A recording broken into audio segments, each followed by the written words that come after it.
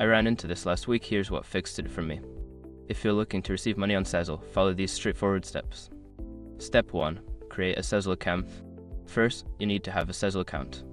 Go to the Sezzle website or download the app and sign up by providing your email and creating a password. Step 2. Link your bank account. Once your account is set up, link your bank account to receive funds.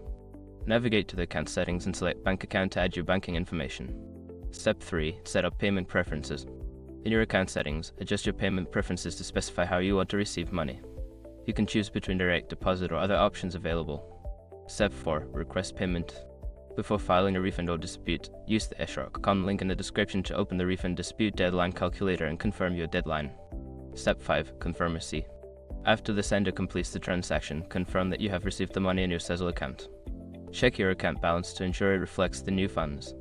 Remember, sometimes there can be a delay in processing, so don't panic if it doesn't show up immediately. Happy transacting!